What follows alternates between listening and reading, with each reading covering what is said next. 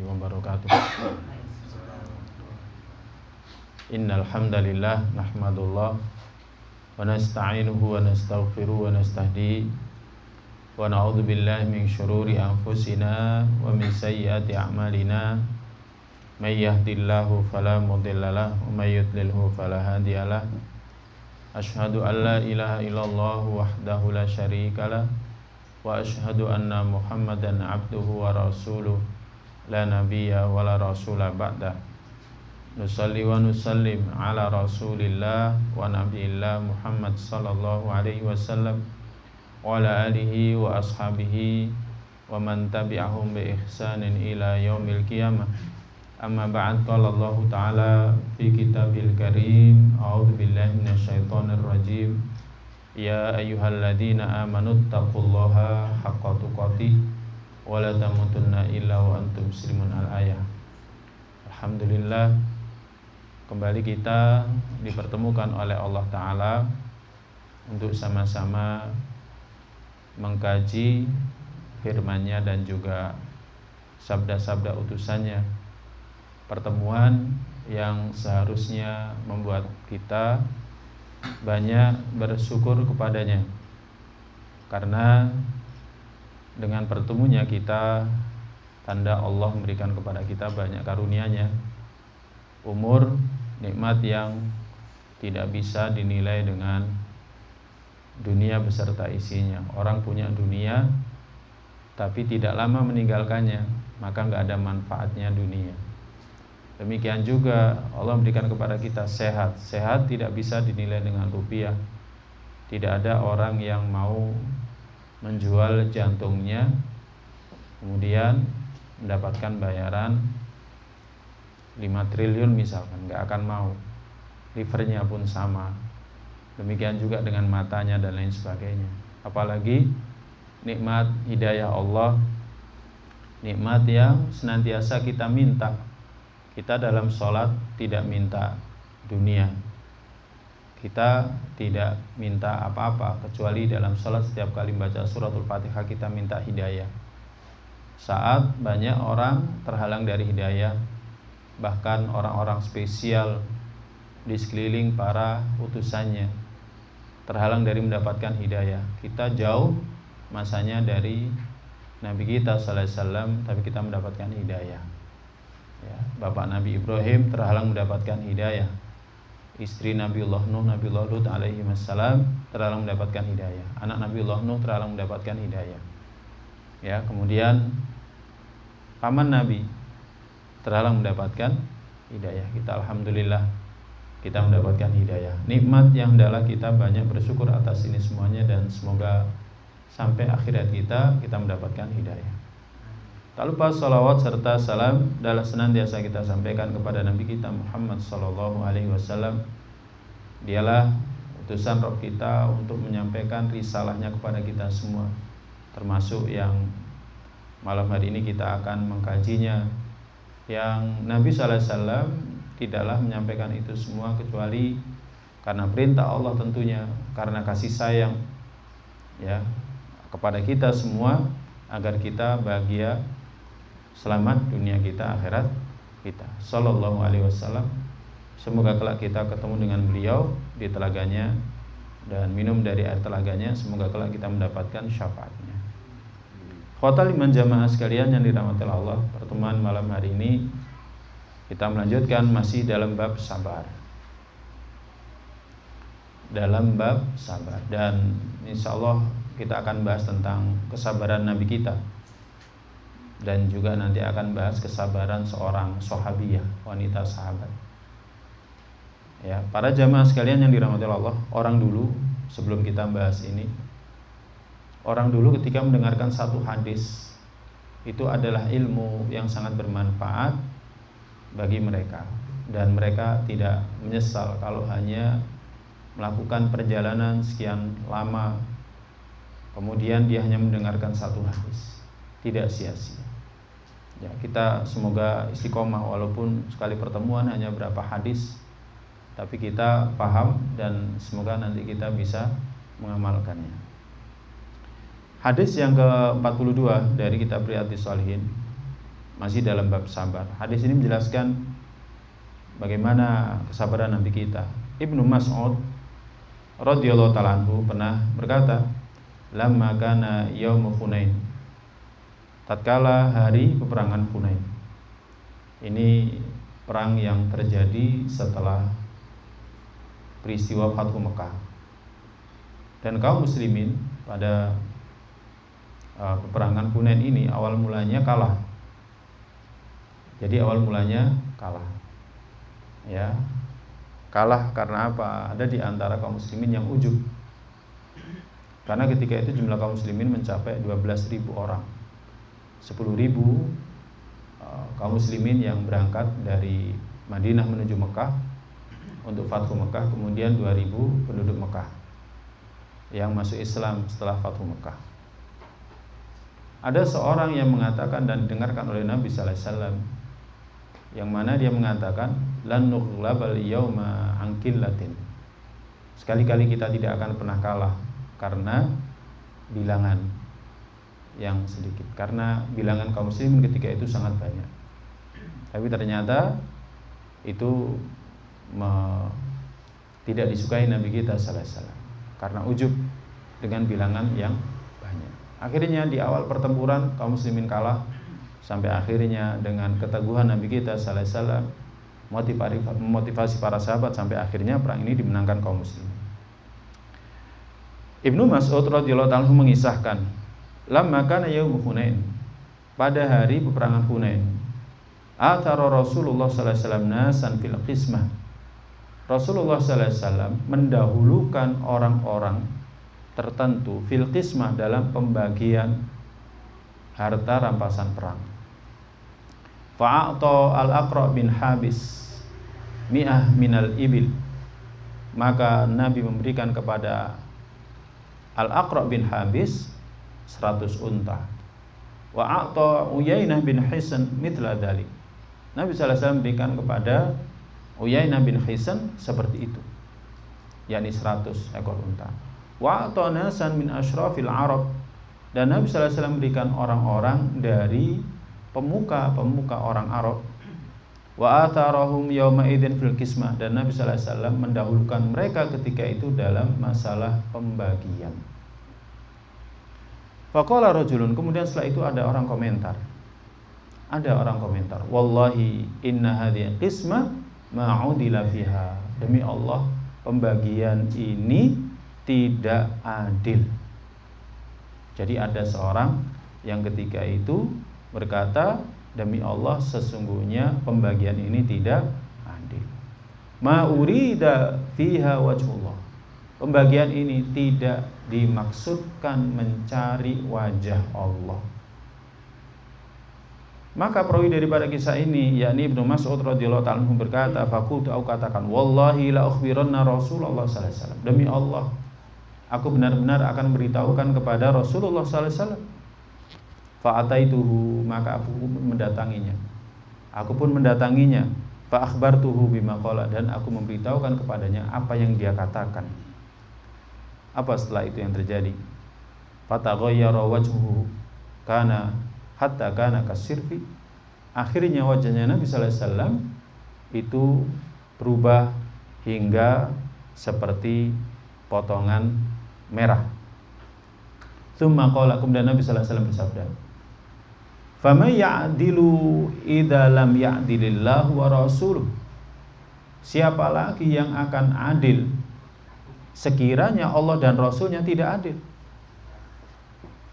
Kemudian Nabi bersabda, "Yarhamallahu Musa, qad udhiya bi aktar min hadza fasabara."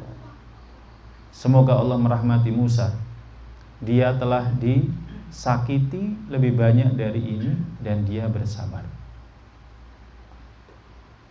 Kemudian setelah itu Ibnu Mas'ud mengatakan, la jarama la arfa'u ilaihi ba'daha haditsan, sudah aku janji tidak akan menyampaikan kepada beliau setelah ini ya satu pembicaraan komentar. Para jamaah sekalian yang dirahmati Allah, pada masa dulu orang komentar langsung dari lisan. Pada masa sekarang dengan perkembangan teknologi informasi media sosial, orang bisa komentar langsung di media sosial, ya, dan ini langsung bisa sampai kepada orang yang dimaksud, orang yang dituju, ya. Dan kalau kita senantiasa mengikuti komentarnya orang, ya pasti ada yang tidak berkenan, ya, bagi kita, dan itu kadang melemahkan kita, menyakiti kita. Komentar seperti itu kadang lebih menyakitkan daripada perilaku negatif orang kepada kita. Ini yang terjadi pada Nabi kita sallallahu alaihi wasallam, ya, yang terjadi pada Nabi kita sallallahu alaihi wasallam. Dan bagaimana Nabi kita sallallahu alaihi wasallam menyikapi ini, ya, ini yang perlu jadi pelajaran bagi kita. Pokoknya kalau kita berjalan di atas jalan dakwah, mesti ada gangguan di sana. Apakah gangguan berupa lisan ataukah gangguan berupa perbuatan? Mesti. Dan itu adalah sunatullah. Ya, itu adalah sunatullah. Nabi kita sallallahu alaihi wasallam mengalaminya, para nabi, para rasul terdahulu juga mengalaminya. Kita pun kalau ingin berjalan di atas jalan dakwah, kita pun juga akan suatu ketika mengalaminya. Ya, ini adalah sunatullah untuk menguji kita semua. Apa pelajaran dari hadis ini? Yang pertama, jawazu takhsisi qaumin bil ata. Boleh mengkhususkan pemberian untuk satu kaum jika pemimpin melihat ada maslahah dalam pemberian ini. Dan yang harus kita ketahui di sini, ini bukan ghanimah, ini adalah fai. Kalau kita belajar masalah fikih, ada perbedaan antara ghanimah dengan fai. Kalau fai itu, ya kan, itu sesuai dengan kebijakan imam, pemimpin.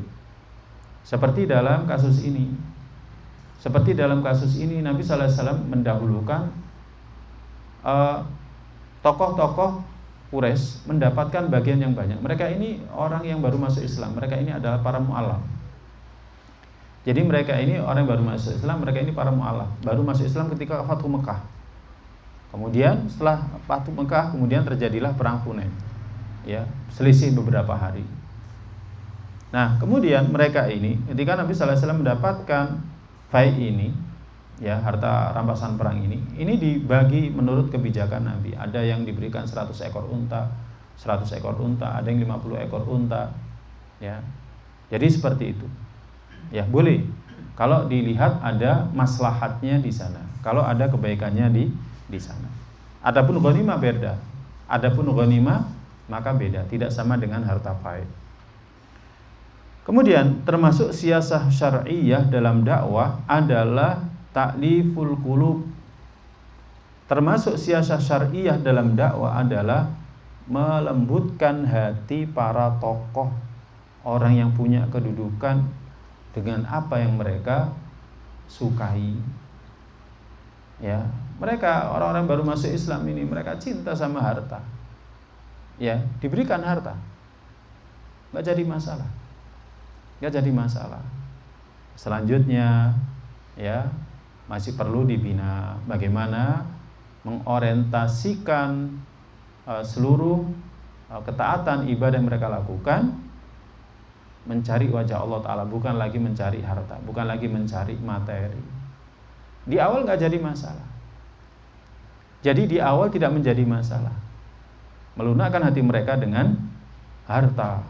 Sebagaimana sebelumnya Nabi kita sallallahu alaihi wasallam diberitahu, kalau tidak salah oleh pamannya Al-Abbas bin Abdul Muthalib radhiyallahu anhu, Rasulullah, Abu Sufyan itu orang yang suka riasa, suka kepemimpinan. Akhirnya Nabi sallallahu alaihi wasallam buat pengumuman, siapa yang berada di rumahnya dia aman, siapa yang berada di Masjidil Haram dia aman, siapa yang di rumahnya Abu Sufyan dia aman, ditinggikan. Jadi ini termasuk siasah syar'iyyah, ya, termasuk siasah syar'iyyah. Dahulu ada seorang ustadz, ya, dari daerah Kalimantan pedalaman yang berkunjung ke Al-Um. Dia menceritakan orang-orang di pedalaman itu, mereka kalau dibawakan pakaian, sukanya setengah mati, senangnya setengah mati, ya, senangnya setengah mati, sukanya setengah mati. Maka dalam berdakwah nggak jadi masalah membawa itu, sambil kita ajak kepada al-haq, tidak menjadi masalah. Jadi tidak menjadi masalah karena memang kondisinya masyarakatnya seperti itu. Ini termasuk siasah syar'iyah, dibolehkan, jangan kaku. Ya, namanya dakwah kepada Allah ya harus ngajak, hanya itu saja. Tidak dengan ta'liful qulub, tidak dengan meluluhkan hati, melunakkan hati, tidak seperti itu. Kemudian pelajaran berikutnya, di setiap masa itu ada musuh para nabi, ada musuh para pengikut nabi, dan mereka ini akan mencela para nabi, para pengikutnya nabi. Mereka akan membantah perkataan nabi, pengikutnya para nabi, dan mereka membuat mereka senantiasa ragu-ragu dalam urusan mereka. Seperti yang diucapkan oleh orang ini, diriwayatkan oleh Ibnu Mas'ud, di mana orang ini mengatakan, wallahi inna hadhi qismah la ma'udila fiha. Demi Allah, pembagian ini enggak adil. Ya. Wa ma urida fiha wajhullah, dan tidak dimaksudkan untuk mencari wajah Allah. Ya. Ini ucapan orang yang memusuhi Nabi. Walaupun sekedar ucapan ya, tapi ini memusuhi Nabi. Ya bagaimana gak musuhi? Nabi sallallahu alaihi wasallam bagi sebaik-baiknya, bukan untuk kepentingan Nabi. Nabi sallallahu alaihi wasallam tidak ada kepentingannya di situ. Bahkan sampai akhir hayatnya Nabi sallallahu alaihi wasallam itu masih punya hutang. Ya, Nabi sallallahu alaihi wasallam bukan untuk kepentingannya, tapi untuk kepentingan umat. Nah, ada yang komentar dengan komentar seperti ini, demi Allah pembagian ini tidak adil, tidak dimaksudkan untuk mencari wajah Allah. Ini musuhi Nabi. Setiap masa itu ada musuhnya Nabi, musuhnya pengikut Nabi. Mereka mencela Nabi, mereka mencela pengikutnya Nabi. Ya, mereka membuat ragu-ragu atas setiap apa yang mereka lakukan. Ya, jadi seperti itu. Sampai sekarang pun ada. Ngajine ojo kencang-kencang, biasa. Padahal kan kita juga biasa ngaji hadis, dibaca sarahnya, kemudian berusaha untuk mengamalkan. Ngaji Al-Qur'an, dibaca ayatnya, kemudian ditafsirkan menurut tafsiran generasi terdahulu, ya kan? Kemudian berusaha untuk mengamalkan. Biasa. Tapi orang menganggapnya luar biasa. Ya. Jadi membuat ragu dalam urusan kita. Ada dari dulu sampai sekarang ada. Bukan hanya di satu tempat, di banyak tempat seperti itu. Modusnya sama. Karena memang dari dulu sampai sekarang ya seperti itu, modusnya sama. Ya, maka ini yang harus kita pahami. Bukan berarti kita mencari musuh, enggak. Musuh itu akan datang dengan sendirinya. Ketika kita berjalan di atas al-haq, musuh itu akan datang dengan sendirinya. Kita enggak nyari musuh. Nabi sallallahu alaihi wasallam enggak nyari musuh. Tapi ketika kita menghalangi manusia dari hawa nafsunya, maka ketika itu akan ada yang musuhi kita. Karena nafsu itu amarah bisu, jiwa itu senantiasa nyuruh kepada keburukan. Kemudian pelajaran berikutnya para jamaah sekalian yang dirahmati Allah. As-safhu an athratil li'am sunnah qatimah. Jadi berlapang dada terhadap celaan itu adalah sunnah para nabi. Jadi sunnah para nabi. Nabi sallallahu alaihi wasallam dicela, ya, kemudian Nabi sallallahu alaihi wasallam berlapang dada. Itu adalah sunnahnya para nabi. Yang Nabi sallallahu alaihi wasallam sendiri mengikuti orang-orang terdahulu. Nabi sallallahu alaihi wasallam dikatakan sebagai penyair, dikatakan sebagai seorang penyihir, dikatakan sebagai seorang gila. Alhamdulillah kita nggak pernah mendapatkan julukan seperti itu. Ya, kita nggak pernah dapat julukan seperti itu. Paling ada berapa kisah orang yang masuk Islam itu, ketika dia masuk Islam, maka ibunya berkata, kamu masuk Islam nanti akan mau menjadi pembunuh saya. Jadi kayak gitu, saking takutnya ibunya kepada anaknya yang memeluk Islam, karena dikesankan Islam itu teroris, ya kan, suka membunuh dan lain sebagainya, sampai ibunya ketika anaknya masuk Islam itu dia mengatakan, apa kamu nanti akan menjadi pembunuh saya, membunuh keluargamu dan lain sebagainya. Akhirnya dijelaskan dengan benar. Ya. Nah, ini menunjukkan bahwa ya kita nggak akan pernah selamat dari celaan. Sebagaimana halnya para nabi, para rasul juga. Dan ini sudah sunnah qadimah. Jadi sunnatullah dari dulu. Ya, sunnatullah dari dulu. Nabi Ibrahim dimusuhi oleh bapaknya. Jadi bahkan sampai diancam, diusir, diancam dibunuh. Nabi Ibrahim yang usir bapaknya, yang ngancam membunuh juga bapaknya. Ya, Nabi Musa sendiri, ya, Nabiullah Muhammad sallallahu alaihi wasallam dan yang lainnya. Tetapi mereka sabar. Dan harus lapang dada. Dan harus belajar. Ya, maka kita ketika ngaji kisah-kisah para nabi terdahulu, kita ngaji sirahnya Nabi sallallahu alaihi wasallam, kita ngaji sirahnya sahabat, kita ngaji tentang orang-orang saleh terdahulu, itu akan bisa menguatkan kita. Makanya pelajaran berikutnya, hadis ini menjelaskan bagaimana Nabi kita sallallahu alaihi wasallam meneladani saudaranya dari kalangan nabi. Dan ini adalah realisasi dari mengikuti perintah Allah Ta'ala, fabihudahum iqtadi, fabihudahum muqtadi. Maka dengan petunjuk mereka ikutilah. Jadi Nabi sallallahu alaihi wasallam disuruh mengikuti petunjuknya para nabi terdahulu. Jadi Nabi kita sallallahu alaihi wasallam disuruh mengikuti petunjuknya para nabi terdahulu. Jadi Nabi kita sallallahu alaihi wasallam disuruh mengikuti petunjuknya para nabi terdahulu. Bagaimana para nabi alaihi wassalam, mereka itu bersabar, berlapang dada atas gangguan yang ditimpakan kepada mereka, yang mereka terima. Maka Nabi sallallahu alaihi wasallam meneladani mereka. Ya. Dari mana Nabi sallallahu alaihi wasallam tahu kisah-kisah mereka? Dari ayat-ayat Al-Qur'an yang Allah turunkan kepada Nabi yang mengisahkan tentang kisah para nabi, para rasul terdahulu. Kan banyak ya kisah para nabi, kisah para rasul terdahulu. Itu disampaikan kepada Nabi sallallahu alaihi wasallam. Tujuannya apa? Untuk jadi cerminan Nabi dalam dakwah. Misalkan ketika diturunkan kepada Nabi sallallahu alaihi wasallam surat Yusuf. Nabi sallallahu alaihi wasallam bercermin dari kisahnya Nabi Allah Yusuf, bahwa nasibnya Nabi itu akan sama seperti nasibnya Nabi Allah Yusuf,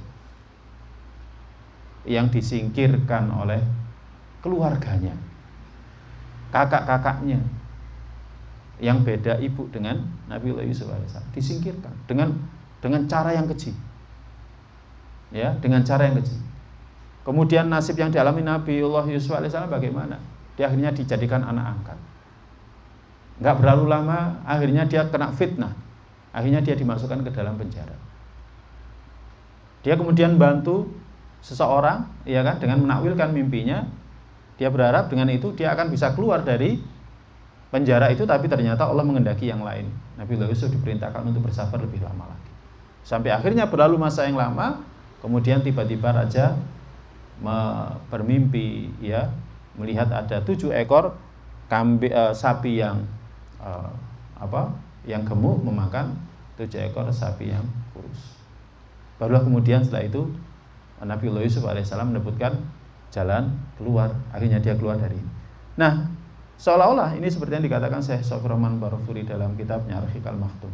Seolah-olah Allah ingin mengajarkan kepada Nabi, memberitahukan kepada Nabi, nasibnya Nabi itu seperti itu. Tapi nanti akhirnya seperti halnya Nabiullah Yusuf alaihissalam mendapatkan akhir yang baik. Nah, ini para jamaah. Jadi surat Yusuf diturunkan agar Nabi mengikuti Nabiullah Yusuf alaihissalam. Diturunkan kisah-kisah Nabiullah Musa alaihissalam agar Nabi Muhammad mengikuti keteladanan daripada Nabiullah Musa alaihissalam. Ya. Dan ini sebenarnya juga berlaku bagi kita. Makanya ngaji sirah itu penting.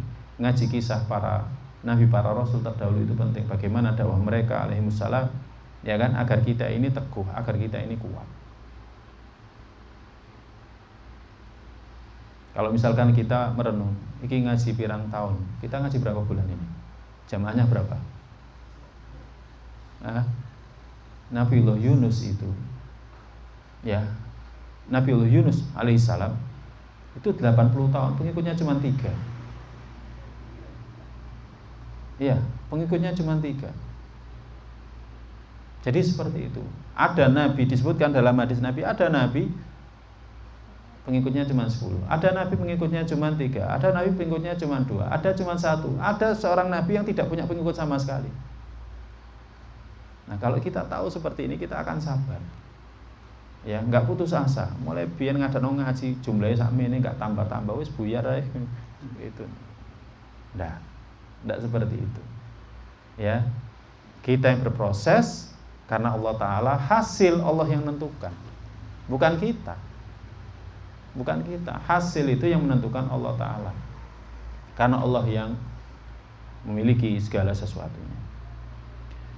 Pelajaran berikutnya, Nabi sallallahu alaihi wasallam basyarun yata'atsar bima yata'atsar bihil basyar.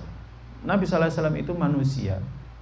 Dia juga terpengaruh sebagaimana halnya manusia pada umumnya terpengaruh.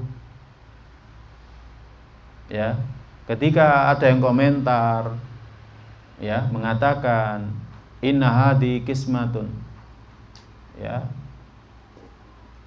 sesungguhnya pembagian ini tidak adil, ma urida bihi wajhullah, tidak diinginkan, tidak dimaksudkan untuk mencari wajah Allah. Nabi sallallahu alaihi wasallam itu manusia biasa, dia juga terpengaruh sebagaimana manusia yang lain terpengaruh. Terprovokasi istilahnya sekarang, terprovokasi sebagaimana manusia yang lain terprovokasi. Nabi sallallahu alaihi wasallam manusia biasa. Ya. Dan kelihatan dari wajahnya. Cuman bedanya Nabi sallallahu alaihi wasallam bisa mengendalikan amarahnya. Ya, dan kita harus belajar dari Nabi. Kita ketika terprovokasi, ketika terpengaruh, kita harus ingat ini.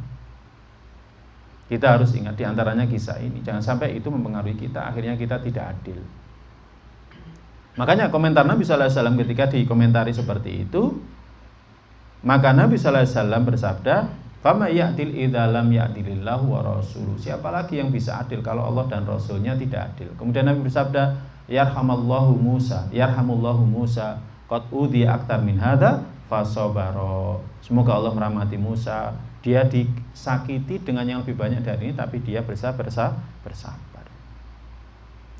Dan pelajaran terakhir dari hadis ini, manusia yang paling adil, manusia yang paling besar takutnya kepada Allah, manusia yang paling banyak ilmunya tentang Allah, mereka adalah para rasul, mereka adalah para nabi. Ya, mereka adalah para rasul, mereka adalah para nabi. Mereka adalah orang yang paling adil. Mereka adalah orang yang paling takut kepada Allah, karena mereka mengenal Allah, mereka tahu siksanya Allah, mereka tahu keagungan Allah. Dan manusia yang paling banyak ilmunya adalah para rasul dan para nabi. Tapi kan Nabi nggak ngerti ilmu kelautan, detailnya laut. Nabi sallallahu alaihi wasallam dari dulu sudah memberitahukan tentang hakikat laut, ya, dalam ayat-ayatnya, dan ternyata para ilmuwan sekarang membenarkan apa yang disampaikan, dibawakan oleh Nabi kita sallallahu alaihi wasallam. Berarti Nabi ilmunya dalam, ya, cuman nggak perlu menjelaskan yang lebih detail dari itu, tapi yang pokoknya sudah disampaikan bahwa di dalam laut itu ada danau, di dalam laut ada sungai, kemudian di sana ada gelombang yang seperti gunung-gunung dan lain sebagainya. Di sana sangat gelap, gelap di atas kegelapan. Itu semuanya dijelaskan dalam Al-Quran dan ternyata sekarang dibenarkan oleh para ilmuwan. Ya, ini menunjukkan bahwa Nabi sallallahu alaihi wasallam itu ilmunya paling tinggi jika dibandingkan dengan yang lainnya. Wallahu a'lam bishawab. Ada pembahasan tersendiri tentang masalah ini. Kemudian hadis yang ke-43, hadis yang diriwayatkan dari Anas radhiyallahu ta'ala anhu. Dia mengatakan Nabi sallallahu alaihi wasallam pernah bersabda, "Idza aradallahu bi 'abdihi khairan, ajjala lahul 'uqubata fid dunya." Idza aradallahu, jika Allah mengendaki, bi 'abdihi untuk hambanya, khairan kebaikan, maka ajjala lahul 'uqubah fid dunya, maka Allah segerakan untuknya balasan atau akibat atau siksa dalam kehidupan dunia kalau Allah ingin kebaikan untuk seorang hamba. Wa idza aradallahu bi 'abdihi syarra, dan jika Allah mengendaki untuk hambanya keburukan, amsaka anhu bi dzambi, maka Allah tahan darinya dengan dosanya, ditahan, enggak dapat akibat, enggak dapat siksa, enggak dapat balasan, hatta yuwafiya bihi yaumal qiyamah, hingga Allah tunaikan balasannya pada hari kiamat. Jadi kalau ada orang melakukan perbuatan dosa kemudian langsung tuntas balasannya dalam kehidupan dunia, itu berarti Allah ingin dia kebaikan. Kemudian dengan balasan itu dia taubat. Ya. Jadi misalkan korupsi, kemudian ketahuan, kemudian dia taubat, istighfar, itu berarti Allah ingin kepada dia kebaikan. Tapi kalau dia korupsi, kemudian nggak ketahuan, dia jaya dalam kehidupan dunianya, hati-hati. Ya, hati-hati. Karena Allah mengendaki keburukan pada dia. Nanti balasannya dalam kehidupan akhir. Kita melakukan perbuatan dosa, kemudian lancar jaya, hati-hati. Hati-hati. Ya, bisa saja Allah mengendaki keburukan untuk kita. Karena apa? Allah nanti akan membalas keburukan yang kita lakukan dalam kehidupan akhir. Siksa akhir itu sangat keras, syadid. Siksa akhir itu sangat menyakitkan, sangat pedih, menyakitkan, alim. Ya, kalau Allah ingin keburukan. Tapi kalau Allah ingin kebaikan untuk kita, Allah segerakan. Kita melakukan dosa, langsung dibayar akibatnya dalam kehidupan dunia. Berarti Allah ingin kebaikan untuk kita. Nabi SAW juga bersabda, Inna idhamal jazai ma'a idhamil bala. Sesungguhnya besarnya balasan seiring dengan besarnya bala. Semakin bala kita ini besar, berarti balasannya besar. Semakin sakit kita ini keras, berarti balasannya besar. Wa innallaha ta'ala idza ahabba qauman ibtalahum. Dan sesungguhnya Allah jika dia mencintai suatu kaum, Allah akan uji dia. Ya, Allah akan uji dia untuk menunjukkan apakah cintanya itu tulus. Faman radiya falahu ridha wa man sakhita falahu sukh. Maka siapa yang rela, baginya kerelaan, keridhaan. Tapi siapa yang murka, maka baginya kemurkaan. Jadi para jamaah, kalau ada orang di akhir hayatnya dia sakit keras, tapi dia tetap di atas kesolehan, itu tanda Allah cinta sama dia. Ya, itu tanda Allah cinta sama dia. Allah ingin bersihkan dosa-dosa dia sebelum kematian dia, sehingga ketika ruhnya lepas dari jasad, ruh ini enggak bawa dosa. Ya, ruh ini tidak membawa dosa. Jadi itu sebenarnya tanda cinta. Ketika bala yang diterima oleh orang yang salih, orang yang beriman, itu besar, itu tanda cinta. Nabi kita sallallahu alaihi wasallam, ya, itu ketika akhir hayatnya sakit. Dan sakitnya melebihi sakitnya orang dari kita. Bahkan dikatakan, ya, innama'u aku karojulaini minkum. Saya itu sakit seperti dua orang sakitnya dari kalian.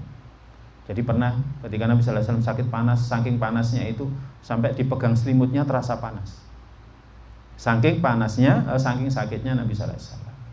Nah, kenapa seperti itu? Para ulama menyebutkan tidak lain dan tidak bukan untuk meninggikan derajatnya, karena ujiannya semakin berat. Orang kalau ujiannya semakin berat kan berarti derajatnya tinggi.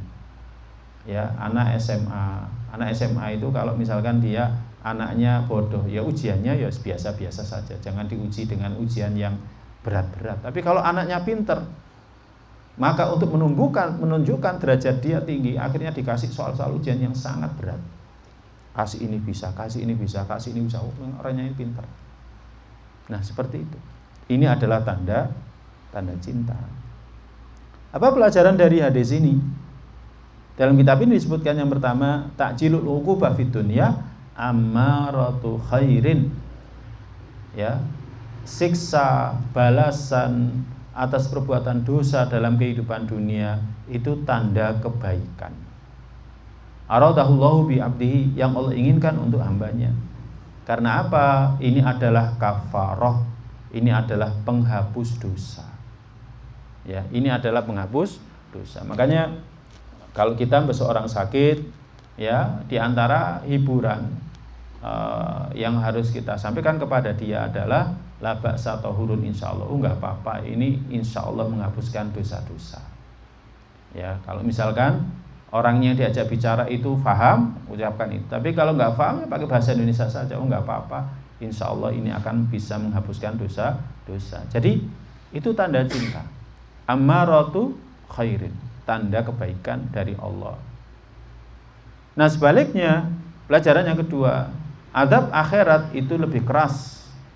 Wa angka, jadi asyaddu wa angka, lebih keras, lebih menyakitkan. Karena Allah berfirman, fa yauma idzil la yu'adzibu 'adzabahu ahad, pada hari itu tidak ada yang bisa menyiksa seperti siksaan Allah. Tidak ada satupun yang bisa seperti menyiksa siksaan Allah. Kalau kita pernah melihat ada orang disiksa di dunia ya, kalau orang-orang dulu nyiksanya pedih ya. Ya seperti kita pernah dengarkan kisah Ashabul Ukhdud, bagaimana orang-orang mengatakan amantu bi rabbi hadzal gunam, aku beriman kepada Robnya pemuda ini. Kita sudah bahas kemarin. Aku beriman kepada Robnya pemuda ini. Mereka hanya mengatakan itu, konsekuensinya mereka dibakar.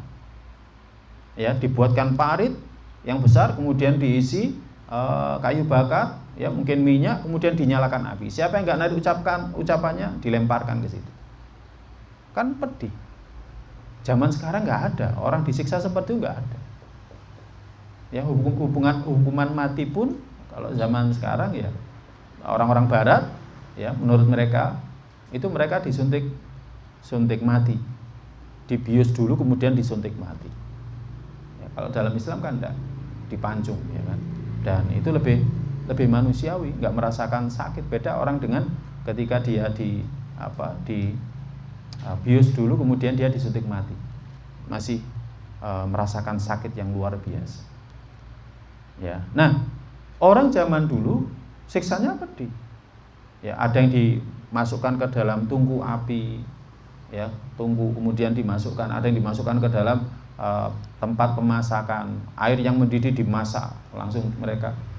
Orang-orang zaman dulu seperti itu. Nah, siksa akhirat itu lebih pedih dari itu.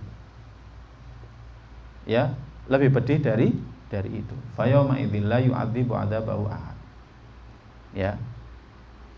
Maka kalau orang dikehendaki oleh Allah Ta'ala mendapatkan kebaikan, pasti Allah akan segerakan siksanya. Makanya kita harus paham ini.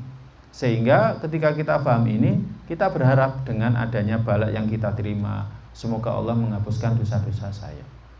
Tersandung misalkan, ya, innalillah, wis awake dhewe iki pancene weke Gusti Allah. Kesandung itu pancene takdire. Nah, kayak gitu. Lek ditambahi meso dosa. Ya. Tapi lek ditambahi innalillah, alhamdulillah, iki bala yang dengannya saya akan dapat pahala. Insya Allah dapat pahala. Nah, kemudian yubtalan nasu ala hasabi dinihim. Yang harus kita pahami, manusia itu akan diuji sesuai dengan agamanya. Manusia itu akan diuji sesuai dengan agamanya. Kita akan mendapatkan bala sesuai dengan agama kita. Ustaz, kok balaknya Nabi itu berat-berat? Iya, karena agama mereka itu kuat. Mereka punya solbah, mereka punya kekuatan. Makanya balaknya seperti itu.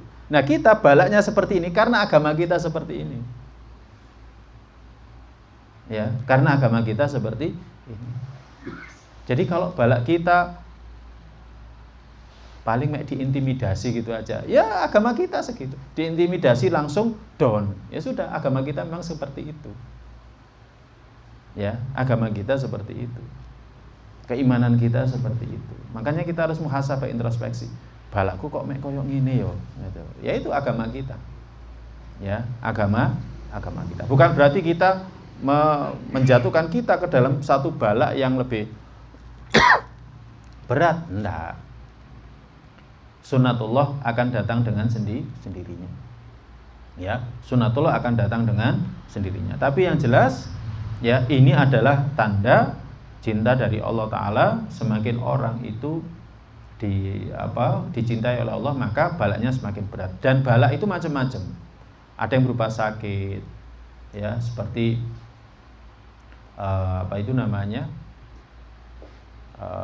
Nabiullah Ayub sakit. Ada yang balaknya nggak punya keturunan sampai tua. Nabi siapa? Zakaria. Ada yang balaknya dari orang tuanya, ya seperti Nabi Ibrahim. Ya bapaknya sendiri adalah pemahat berhala. Ada yang balaknya dari anak, siapa? Nabi Nuh. Ada yang balaknya dari istrinya, Ya, Nabi Lot sama Nabi Nuh. Ada yang balaknya dari suaminya siapa? Asia, istrinya Fir'aun. Ya, jadi setiap orang akan dapat ujian sesuai dengan agama. Tapi balaknya macam-macam, bukan hanya di jalan dakwah. Kalau Nabi kita SAW komplit sudah. Nabi kita SAW itu komplit. Ujiannya di banyak hal. Ya, keluarga siapa? Pamannya sendiri. Sampai akhir hayat Abu Thalib nggak mengucapkan syahadah. Ya, nggak mengucapkan syahadah. Padahal seumur-umur dia membela dakwahnya Nabi. Kemudian musuh terbesarnya ya pamannya sendiri. Orang-orang Quraisy itu mau nyakiti Nabi itu sungkan. Karena apa? Karena makomnya Nabi. Nabi itu nasab paling tinggi, punya nasab paling tinggi. Kalau belajar ilmu nasabnya Nabi paling tinggi. Makanya orang-orang itu sungkan ketika nyakiti Nabi. Tapi ketika pamannya Nabi Sallallahu Alaihi Wasallam yakni Abu Lahab berani nyakiti Nabi, akhirnya yang lain berani nyakiti. Ya, jadi balaknya Nabi di pamannya ada, dari kerabat sendiri ada. Ya, kemudian yang lainnya ya banyak. Jadi seperti itu. Jadi sesuai dengan agama mereka. Pelajaran berikutnya, as-sabru 'alal masaib, sabar terhadap musibah dan sakit akan menghapuskan dosa-dosa. Ya, musibah apapun akan menghapuskan dosa-dosa. Maka pelajaran berikutnya, hendaklah seorang mukmin ridho dengan bala yang dia terima dan tidak putus asa apalagi murka. Jadi tidak putus asa apalagi murka. Yang terakhir, di antara tanda dihapuskannya dosa ketika seseorang itu sabar. Jadi kalau misalkan ada bala kita sabar, itu tanda dosa kita diampuni. Jadi kalau kita mendapatkan bala kemudian kita sabar, itu tanda dosa kita diampuni. Tapi kalau kita kena bala kemudian murka, itu tanda dosa kita tidak diampuni, malah tambah dosa. Wallahu a'lam. Sekarang kita lanjutkan dengan hadis ke-44. Ini kisah kesabaran wanita sahabiyah. Ya. Yakni Ummu Sulaim radhiyallahu ta'ala. Ini ibu-ibu ya. Diriwayatkan dari Anas radhiyallahu ta'ala, Anas bin Malik. Anas bin Malik ini ya anaknya Ummu Sulaim. Dia mengatakan kana ibnun li Abi Thalhah, ada seorang anak dari Abi Thalhah radhiyallahu anhu yastaki, dia sakit. Anak ini dalam satu riwayat disebutkan namanya Abu Umair. Ya, Abu Umair. Nah, yang pernah diguyoni sama Nabi. Karena dia punya peliharaan burung kecil. Ya, ketika burung kecilnya mati, dia nangis, kemudian diguyoni sama Nabi. Ya Abu Umair, ma fa'alan Nughair. Abu Umair, apa yang dilakukan oleh Nughair? Jadi diguyoni sama Nabi. Imam Syafi'i rahimahullah ta'ala pernah disebutkan dalam satu riwayat, itu untuk merenungkan hadis ini saja itu sampai semalaman nggak tidur, sehingga wudhu isya itu dipakai untuk wudhu sholat subuh. Itu ya, karena merenungi hadis ini, yakni hadis Abu Umair, apa yang terjadi pada Nughair, burung kecilmu. Coba, cuman hadis seperti itu ternyata ya kalau orang pinter itu ya banyak sekali mengambil faedah hadis. Kalau kita opo isine ya hanya guyon sama burung, kok ada faedah hadisnya? Oke, ya karena makom kita seperti itu.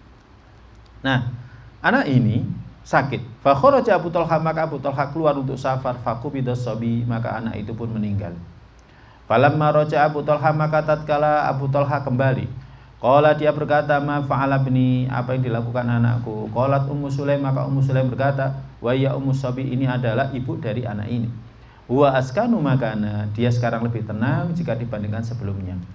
Faqarrabat ilaihil asya'a fata'asya, maka Ummu Sulaim pun menghidangkan untuk suaminya Abu Thalhah makan malam, fata'asya, maka dia pun makan malam.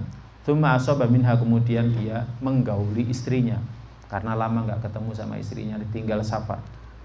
Falamma faragha, maka tatkala dia selesai dari hajatnya, qalat Ummu Sulaim berkata, waru as-sabiya, orang-orang sudah mengebumikan anakmu.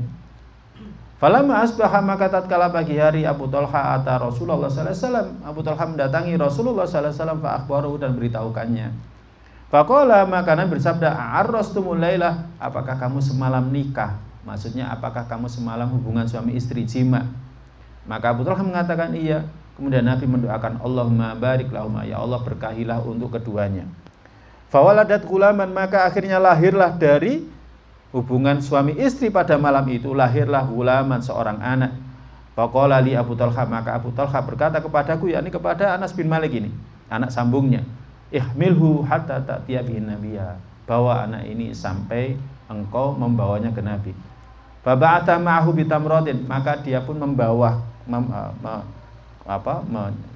membawakan bersamanya beberapa kurma, ya. Faqala, kemudian Nabi bersabda, amahu syai, apakah dia dibawakan sesuatu bayi ini? Maka Anas mengatakan iya.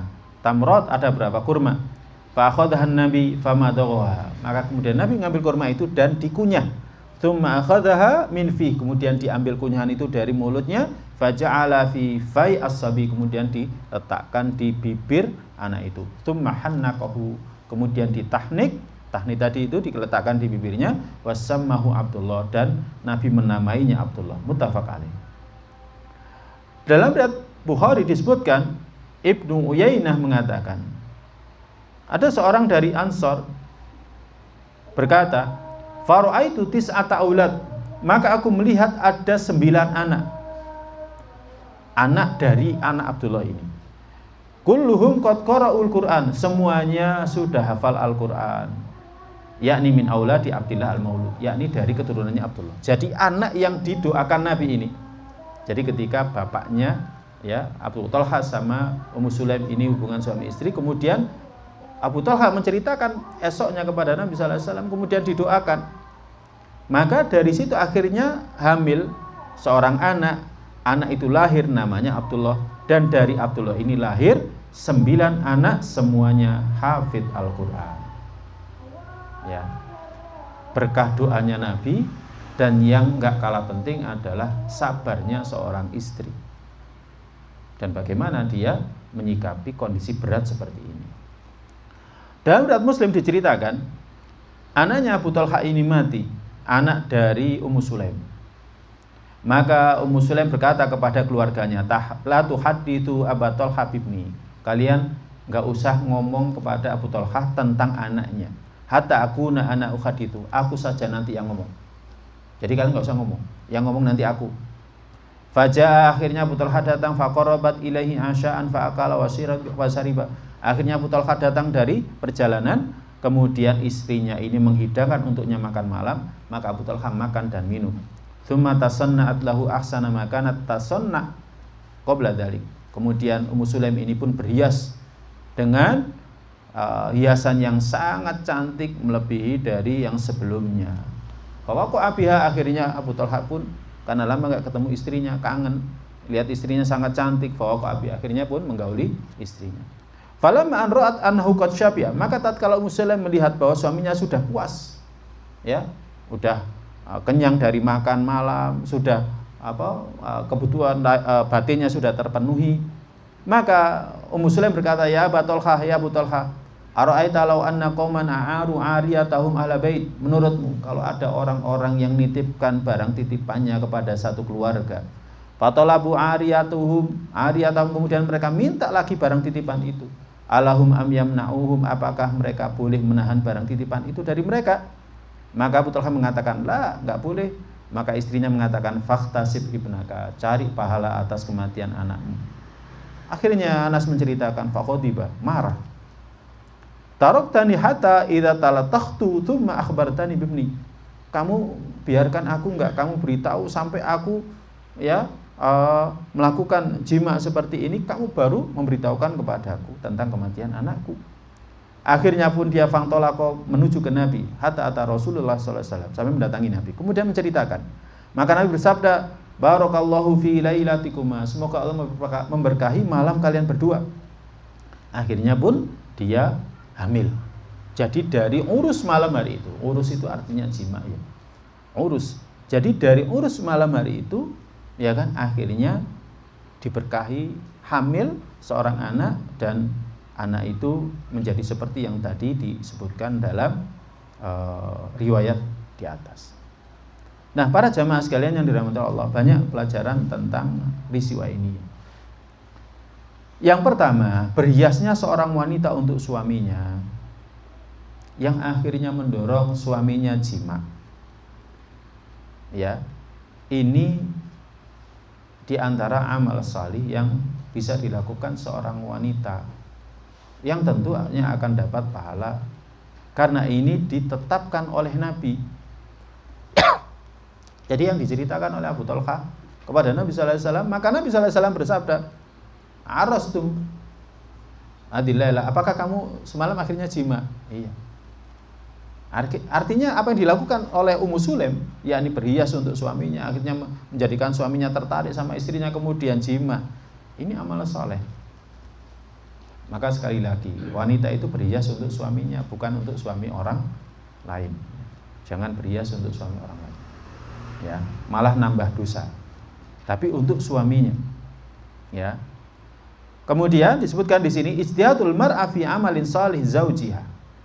Yakni usahanya seorang wanita ya untuk melayani suaminya, qiyam ala khidmati, sebagaimana dilakukan oleh Ummu Sulaim, ya, menghidangkan makan malam sampai suaminya makan malam, kemudian dia berhias, ya. Maka sekali lagi ini adalah amal sholih. Ya, makanya wanita itu sebenarnya masuk surganya gampang. Dalam hadis disebutkan, kalau ingin wanita masuk surga dari pintu mana saja, itu disebutkan dalam hadis, ya, idza shallatil mar'atu khamsaha wa shamat syahraha wa ata'at ba'laha wa hafizat farjaha qilat khuli min ayyi abwabil jannati syi'ti. Kama qala. Jika seorang wanita itu sholat yang 5 waktu, enggak perlu sholat sunnah, enggak perlu tahajud, kemudian puasa di bulan Ramadan, enggak perlu puasa sunnah, kemudian dia taat kepada suaminya, kemudian yang terakhir menjaga kemaluannya, nanti dalam kehidupan akhir dikatakan masuk surga dari pintu mana saja, silahkan. Wanita seperti itu, ya, wanita seperti itu. Makanya ya, melayani suami itu termasuk ibadah, ya, termasuk ibadah, ya. Maka jangan sia-siakan kesempatan ini. Bagaimana seorang istri menjaga agamanya suami, karena di luar rumah itu banyak sekali godaan. Apalagi sekarang ada HP, tambah banyak godaannya. Ya, kalau kerja ke pasar aja, mana ada orang wanita ke pasar yang nggak bersolek? Nggak ada. Ya, laki-laki yang kerja di pasar ya sama. Laki-laki yang kerja di kantor, kemudian di kantornya ya sana masih ikhtilat itu kan. Nggak apa ada ceritanya wanita yang kerja di kantor juga nggak macak semuanya. Maka jaga ya suami, agamanya suami dengan cara kita berhias untuk suami. Ya, bagaimana caranya agar agamanya suami itu terjaga. Jadi seperti itu. Ya, ini.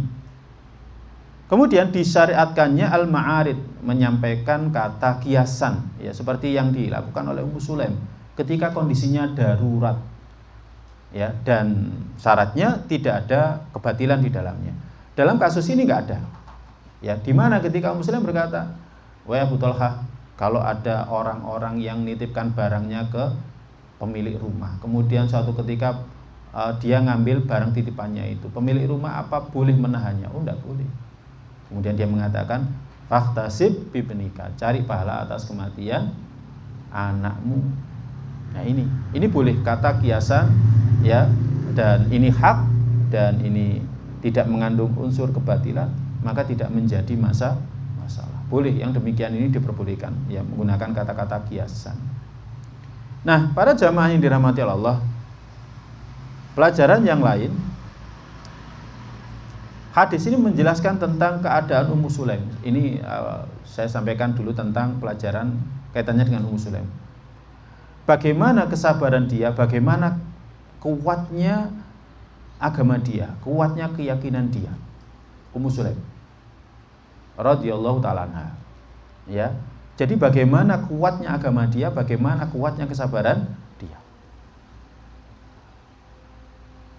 Kalau orang tua kehilangan anak, itu yang paling sedih itu adalah perempuan.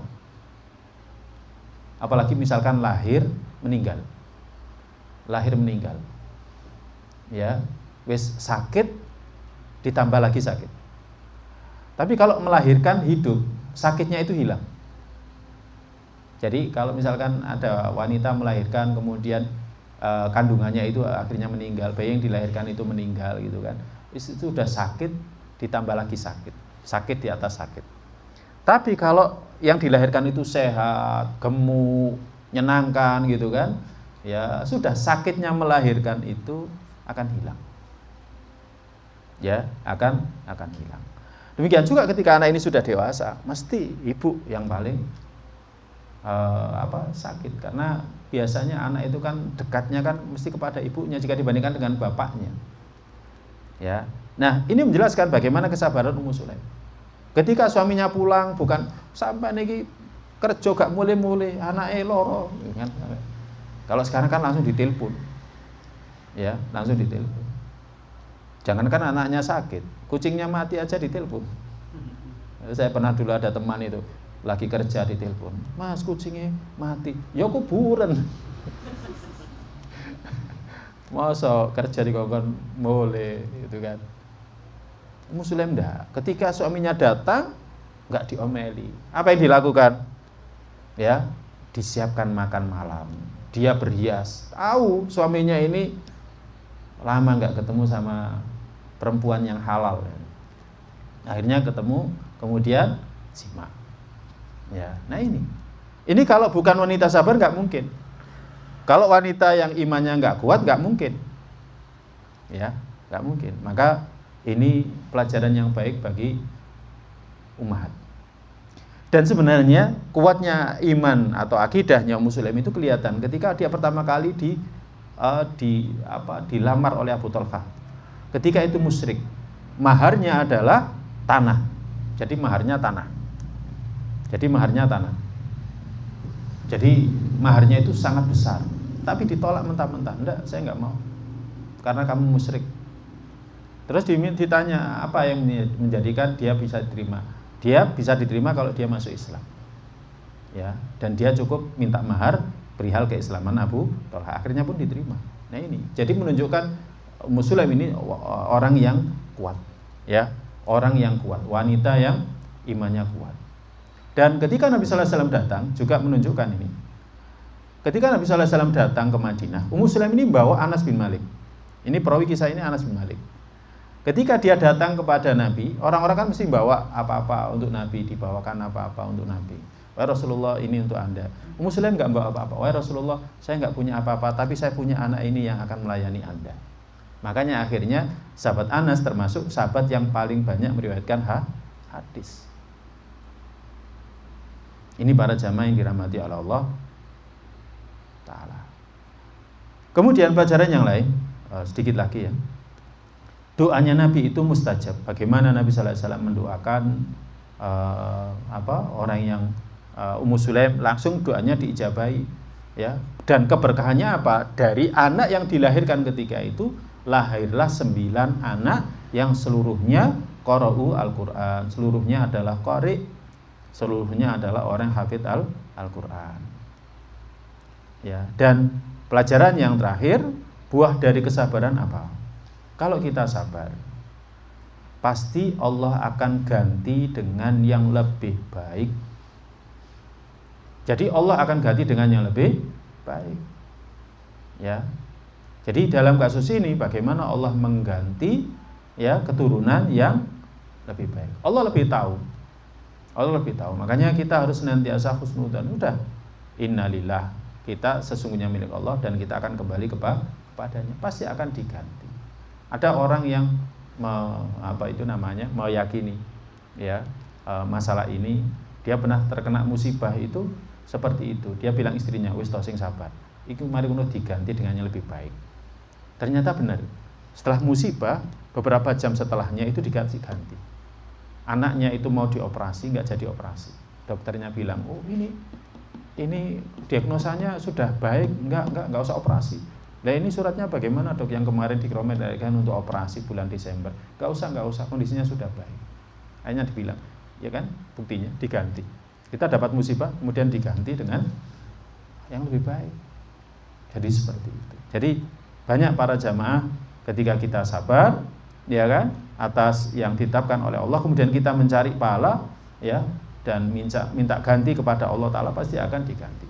Nabi SAW pernah mengajarkan kepada Ummu Salamah radhiyallahu ta'ala anha doa ketika suaminya Ummu Salamah meninggal, ya, baca ini, Allahumma jurni fi musibati wa akhlif li khairan. Ya Allah, berikanlah aku pahala atas musibahku dan gantikanlah aku dengan yang lebih baik. Akhirnya Ummu Salamah mendapatkan ganti. Ketika ditanya siapa yang bisa menggantikan kedudukan Abu Salamah di sisi saya, tidak ada. Tapi ketika dia dilamar oleh Nabi, tentu Nabi lebih baik daripada Ummu Salamah, daripada Abu Salamah. Wallahu a'lam bishawab. Ya, mungkin ini yang bisa kita kaji pada pertemuan kali ini. Ada yang mau ditanyakan? Cukup? Tidak ada? Biasanya tidak ada. Nanti mawon, ya, sambil ramah-tamah kita bisa diskusi.